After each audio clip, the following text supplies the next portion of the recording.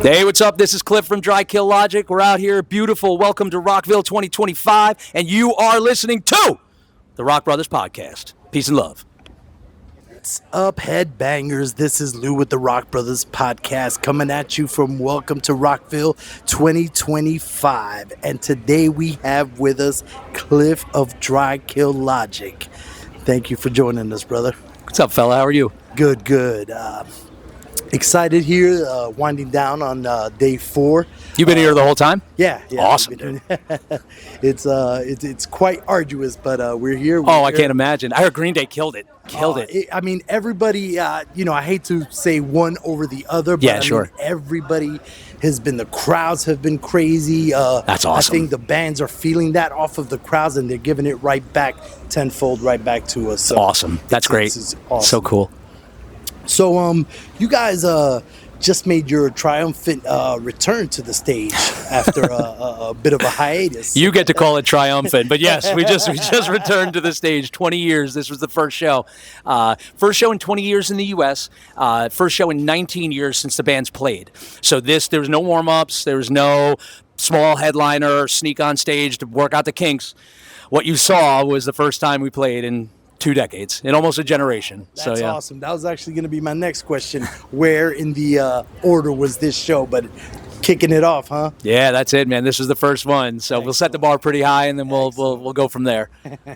So, I mean, it's a great festival to start with, show in general. Yeah. At Welcome to Rockville. The crowds are bananas. Danny Wimmer Productions, they put on a top to bottom, great show.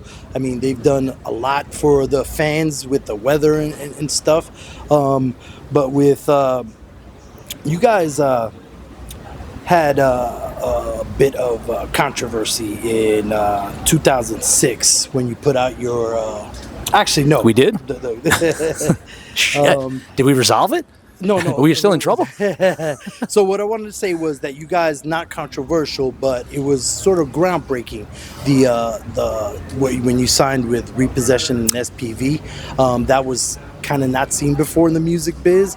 I mean, the upside was the worldwide debuts, I guess circulation and stuff like that, and it kind of gave you guys, put you in the driver's seat for creative control of everything having to do with the band. How did that come about?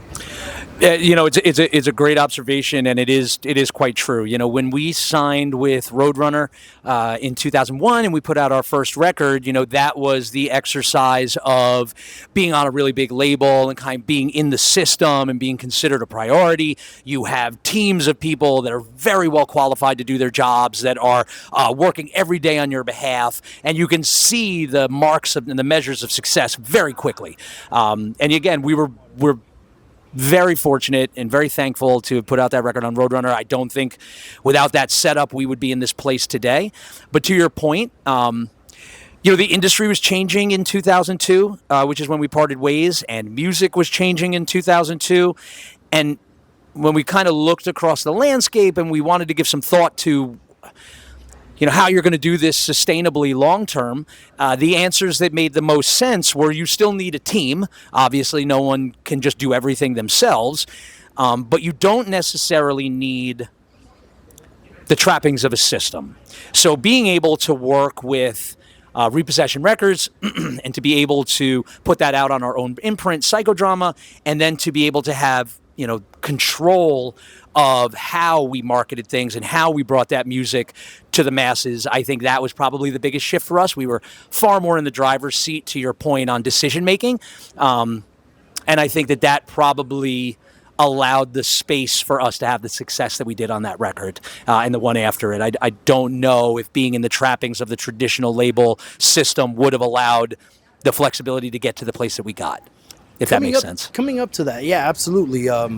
Coming up to that, you guys were independent right up until that point. Yeah, hardcore since 94. The band started in 94. We released, 3 EPs on our own, toured the East Coast relentlessly, just, had a job, buy a van, get in the van on the weekends, come out, work Monday to Thursday, take all that money, get back in the van, and that was the life for 7 years.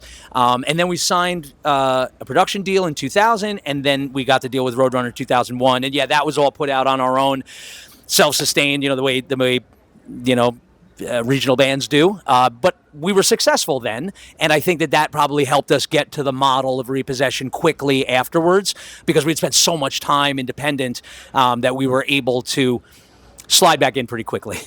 Well, to your point, having that, like you said, machine of the record company behind you brings all kinds of different dynamics, because stuff that you did yourself, I mean, because you are your own sound guy, you guys do your own promos, right. You're out there doing all that stuff. Now there's a machine behind you. That must have been quite a change for you guys. Quite a change. And, I'm not going to lie, it's a wonderful upgrade from having to do everything yourself. But not only because you're not doing the work, but in truth, it's because of the thought leadership. You're working with a label that broke all your favorite bands. It's currently clocking gold records, one a month.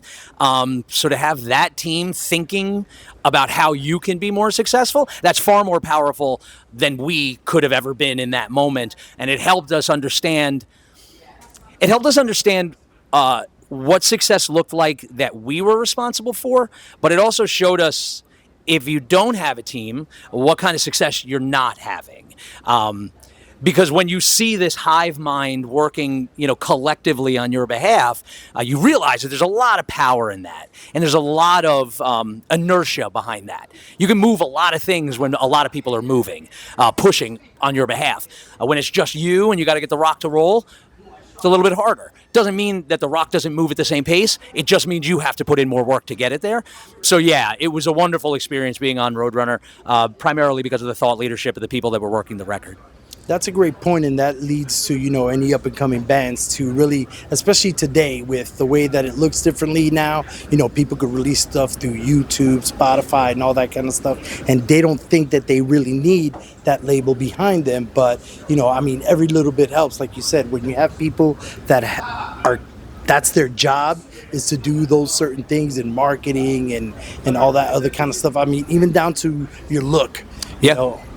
Some of it is just the kind of cosmic realization that you have a team because you need a team, and you employ your team because you trust them. Maybe they're going to tell you something you don't like. Maybe they'll tell you everything you don't like, but you hired them and you trust them. So you kind of have to listen to them. And if you choose not to listen to them, then you have to beg the question, why did I hire you in the first place? You know what I mean? So when you have a label of people that do this all the time, you're not smart if you don't listen. You might not like what they say, but you got to listen, And even when we parted ways, it was no great mystery. Again, we understood Roadrunner was moving to Island. Nickelback was exploding. 9/11 just happened, so radio playlists were impacted with aggressive songs were no longer being spun. Tour opportunities were shifting. All of these things were kind of happening. And they're a very successful business, and they must always think that way. So you can't take it personal. You just realize that it's not going to be the same, but it doesn't mean it's going to be bad. That's a great point. So just real quick, because you did something in 2006 with the release of your DVD and EP, Magellan Complex, and you guys included artwork and all kinds of fun stuff within the package, but you also fought to keep the prices down for the fans. That was super cool. I appreciate that. It's interesting because, we had an obligation at the label to release product, and the label was new, and they had a new distribution deal. So I think that there was pressure to maintain a successful relationship as a label, which is continually put out product. And a lot of the bands that were on the label at the same time as us were they were just smaller baby bands, and there wasn't a lot of interest in those releases. So we were the one that had to keep the pipeline full. And listen, again, sometimes the people you trust will tell you things you don't like, and you have to have thoughtful conversations. And we knew we were a band that was, had just released a record, and we were working on another record, and they wanted something to come out in between it.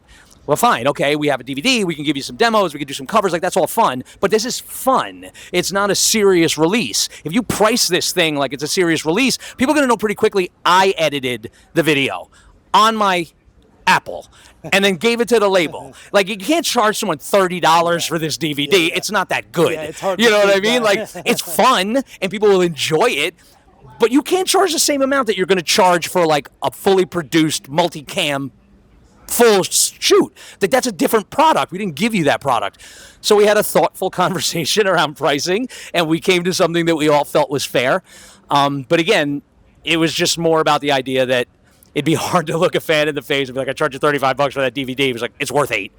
I'd rather charge you $7 then. Yeah. You know what I mean? Like, The fine. word being Yeah, we're not going to make thoughtful. any money off of this. This whole thing's just an exercise. But yeah, it's just how do you sleep at night? That that helped That's us. awesome. It's so refreshing to see that, to hear that from the artist's point of view, because at the end of the day, you're playing music, you're putting yourself out there for us, and we love what you guys do, and art is so important nowadays. I think more than ever that we have a little bit of escape, and you guys give that to us. So No, I it's much appreciate that, man. There's a great quote. A successful artist looks out at an audience and sees the things in them that the audience sees in the artist. And the truth is, it's like we're all just humans on this spinning rock.